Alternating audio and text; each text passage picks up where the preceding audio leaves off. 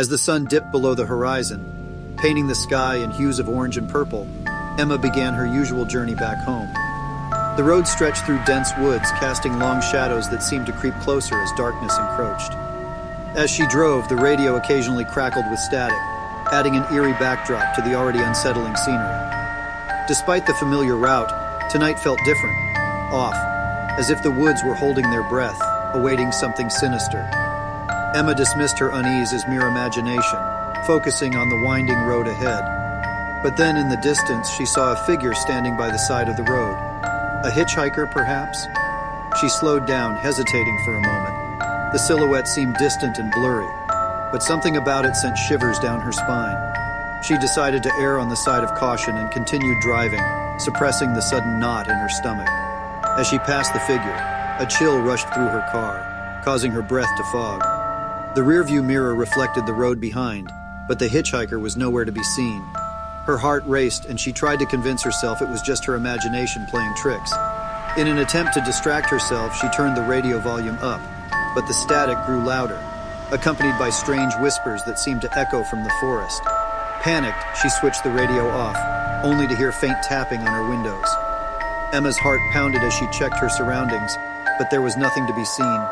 Suddenly, her headlights flickered, and the car's engine sputtered. Fear gripped her as the car rolled to a halt, leaving her stranded in the darkness.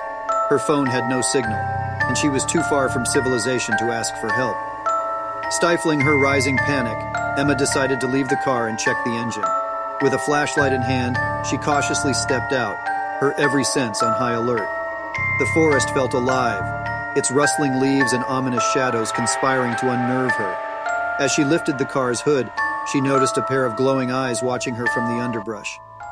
Frozen with fear, she shined the flashlight towards the source, revealing a grotesque creature, a mix of man and beast, crouching in the darkness.